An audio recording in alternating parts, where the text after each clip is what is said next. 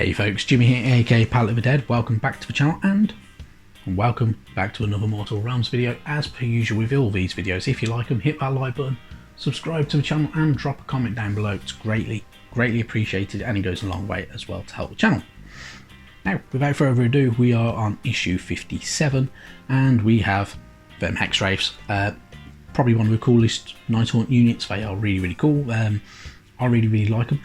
These as well, you're getting 3 sprues with the magazine, and this will make one set of 5, which is an entire box worth really. And they can also make Black Knights if you wish them to as well. So worth picking up a second issue just so you can make both sets, which is always a pretty decent thing to do, in all honesty. Going into the magazine, of course, we're greeted by a page about the Hexwraiths and giving us some lore about them. So, once proud knights of the mortal realms, the Hexwraiths are now cursed to serve eternally as Nagash's shock cavalry. Also known as Reaper Knights, they can sever body and soul in a single strike. So, with the Hexwraiths, of course, they are found in many Nighthaunt processions. These undead horsemen are incredibly useful to any undead general, as they are capable of riding through solid walls in the pursuit of their chosen prey. So with the Hexwraiths, they have some pretty cool abilities. We've been able to kind of phase through walls and solid objects and everything like that if they wish to when they are chasing their prey, and they are very clever with their ability to just literally basically hit and kill an enemy in one single strike and sever their soul from the body, kind of leaving them dead straight away, which is a very useful skill but not many other units in the Mortal Realms actually have. So with Hexwraiths as well, they've given a little bit of kind of like story between 3 of the riders to kind of give you some idea of what kind of person would end up becoming one and stuff like that, if you wish them to be. It's for you if you want to have a bit of narrative and a bit of story behind them, which is always can be a pretty decent thing to do as well.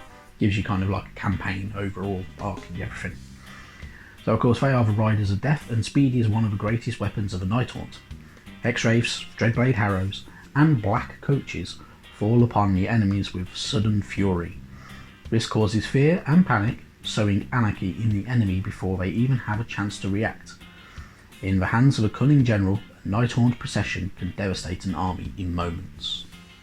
So Black Coach is probably one of my favourite models, absolutely fantastic looking, and definitely one I must actually pull my finger out and buy at some point soon. Moving on, we get Stormcast Eternals and we get in some information and lore about the Decimators. So commanders of the Stormcast Eternals can field their Decimators in a number of different yet equally deadly formations. Sometimes these shock troops are used to clear a beachhead, allowing other warriors to strike down from Azir into the battlefield.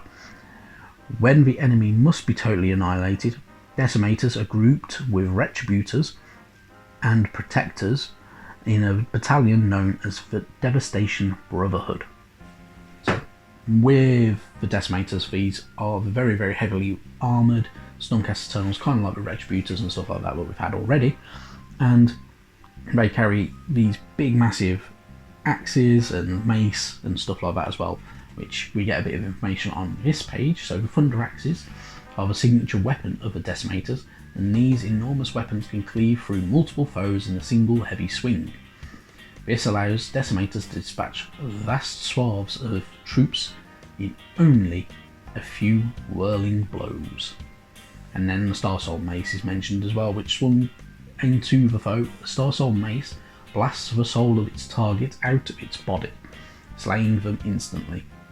So pretty cool weapons, very intelligent weapons as well to have, and definitely worth carrying. We also get a little bit of information about the Celestial Warbringers as well, just on here, which make great use of the Decimators in battle, and tend to use them quite regularly because they are the Warbringers, so they like to push forward and go forward into the fight quite heavily with these guys at their front. Moving on, we get more information about the lore of some of the cities of the Mortal Realms, and with this time we're on to the Thanenicum. So, at the foot of Aborian Mountain in Gyrum stands the Thanenicum. Since its founding, this city has become renowned as a place of culture, art and learning. During the Age of Chaos, the Thanenicum was trapped in amber. Since being freed in the Age of Sigmar, it has become a symbol of hope and rebirth for all peoples in the mortal realms, particularly for elves. Many pilgrims visit the city to worship the god beast known as the Earth Phoenix. So, with the Phoneticum, kind of tying in and bringing forward some older models from like the old Fantasy Battles games, including the good old Phoenix Guard, the elves. It's kind of bringing them forward, and so you have a reason to use them in Mortal Realms. If you wish to have a Cities of Sigmar army or something like that, you can use these guys because they are there to fight to preserve the flame of the Earth Phoenix. So not all models were decimated when Age of Sigmar came out and kind of rendered useless. We also get a bit of information about Mr. Heaven. So it is one of the most unusual cities in the Mortal Realms. This metropolis is not made up of streets and buildings. Instead, it is formed of fleets of ships, lashed together and semi-permanently moored off the coast of Cape Tenebrax in the Realm of Shadow. So it's not very often we get a lot of information about the Realm of Shadow, which is one of the things as well. So it is about the pirates and criminals and the guys that and the assassins and everything like that. So it is very much a pirate city essentially. And he's kind of just tethered around the edge and the outskirts of a cape, which is a bit more interesting in all honesty. Moving on, we get one of the battle kind of historical battles, which is the bigger they are. So Dominar Volgurn wiped blood from his mouth and thanked the dark gods. He thanked them for being alive. He thanked them for having worthy enemies to kill. Most of all, he thanked them for the great gate breaker Mega Gargant they had brought to his tribe. Cool, so this kind of historical battle kind of gives us a bit of information about Mega Gargants and their kind of use by the Warriors of Chaos, and it also has some of the Warcry models on this side as well, which is pretty cool, and they are really, really nice to have a look at. Which is always pretty good. So some of the Warcry models are very, very nice, and the Iron Golems are probably one of the nicer Warcry warbands as well that you can get. They are very, very good. There are some others that are really fantastic, but I must admit I will pick some up at some point because they are pretty cool. Thing with Warcry though, it does focus on mainly the smaller Chaos factions that they just worship Chaos in general, but they're not normally devoted to any particular god without really knowing. They'll kind of align themselves with minor deities, not realising what god they're actually worshipping more than anything. So pretty cool, and it's nice to see a bit more of them as guys in this type of stuff and how they tie in with the Mortal Realms. You got your how to build the Hexwraiths, so you follow these to kind of get going with anything. Of course, don't use too much glue. If you are going to use too much glue, wipe it away with a bit of paper towel or something like that. You get some really cool bits and pieces, so it's just literally piecing it all together, making sure you put the heads on, so whichever head you want to go on each horse can go on all of that. Each horse should be very, very easy to build, which is pretty good, and then all your different weapons and riders and everything like that. As I say, you will find that you are left with several spare parts, including skulls, weapons and shields. It says to keep them handy because you can use them in a future build. What that exactly means, who knows? We'll find out at some point, I'm sure, but should be pretty good, hopefully. Yeah, how to paint, if you want to paint them up the same way that these guys are painting them. They'll look pretty decent, but not too bad. Fairly easy to do, so it can be worth doing if you wish to. I personally, I'm still not sure. I'm not sold on using Cantor Blue on Nighthaunt, in all honesty. I don't think they look quite right. You can get some very nice looks if you change that blue to say like a black or anything like that. It will look far better, or even some greens. Some very dark greens will look very, very nice with that. You've also got your War Scroll as well, so don't forget about that. So you get your Spectral Scythe, and Hooves and Teeth are also used as part of weapons and the melee weapons that this used. So of course they are ethereal, so they are pretty good. They have Frightful Touch, they are Spectral Hunters as well, and they have their own characteristics which are pretty cool. They are summonable as well, which is always good for a lot of use. and of course how you to use from Frightful Touch in battles as well, which is always pretty good to use. Carrying on through the realm of metal as well, they are kind of giving us more battle plans as well and some more history, and so this is carrying on with a bit of that, and using Reichner as well in there, pitting the Stormcast against the Nighthorns of course in the realm of metal, which is pretty decent, and kind of carrying on that campaign.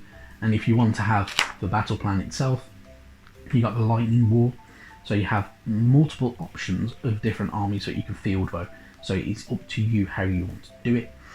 If you wanted to, you could have option 1 for the Nighthorns, which is the Night of Shrouds, Spirit Torment, 10 Chain Rasps, another 10 Chain Rasps, 2 Chain Ghasts, and 4 Grimghast Reapers.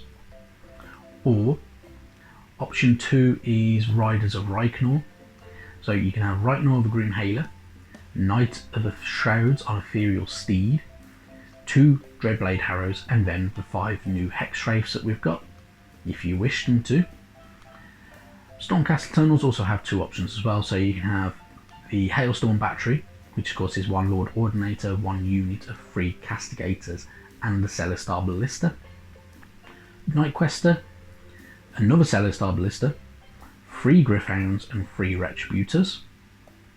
Option 2 though is Lord Arcanum on Celestial Dracoline, which we got not only 2 weeks ago, Lord Arcanum on Gryph Charger, which we had a lot further back, 2 lots of 5 Secretors and 3 Castigators if you wish to, and it is literally pitting them on the furthest sides of that mat as well. With this issue as well, you're getting another pull-out piece, which is the Ulgaish, the Twilight Realm. So the Twilight Realm is Ulgu, and there is kind of a bit of realms in between, so this is kind of between the shadows and the light, so the Shadow Realm. So it's kind of like the kind of hidden ways in between. So of course you've got the Daughters of Cain on there, you've got Seekers of Truth, which is kind of going through Shadespire. So Seekers of Truth, which were Storm-sized Cursebreakers, for instance, and the Briar Queen. You did also have the other warband that we had, which was the Vanguard Hunters. And they, of course, Shadespire, fantastic story. I could not say it enough. When Shadespire kind of pops up in this magazine, I do recommend read the Shadespire book. It's really good and definitely worth it. Or download the audiobook if you've got Audible or anything like that. And then the lights, so the Twin Realms. So Ulgu and Haish are the Twin Realms. So they orbit each other constantly and create a cycle of night and day in other mortal realms. So kind of like the Sun and Moon, essentially. So with Haish, it is the realm of the Lumineth Realm Lords, which are really good, and as well as other beasts and everything like that, and the kind of enemies of Slaanesh a lot of the times, and the tactical genius of Teclis, and those guys, which is always pretty cool. The Twilight Realm mentioned here, so an imprisoned god, which is Slaanesh itself, the god of excess, and the Hunt Unending, which are his seekers that are trying to find him, and then you've got the Cunningham Marathi and the Wars of Vengeance as well. So good old Marathi, very focused on hunting down Shaiish and any Slaaneshi and everything like that, which is always pretty cool. Very good. Little bit of read there for you if you wish to.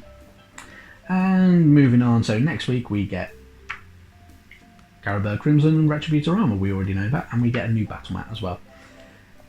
Then going on to issue 59, we get the other 2 Evocators on Celestial Dracolines, which will also have their own slight build options if you wish them to do as well, so it's not too bad. Very good stuff. Definitely worth picking up, and as I say, if you can, get a second copy of this issue, because you only can make Black Riders, so if you are going to get, say, like the new Soulblight Grave Lords, you can add them to that army and instantly have a bit of an army to field, which is pretty cool. Right, thank you all very much for watching. I will catch you next time. Bye bye now.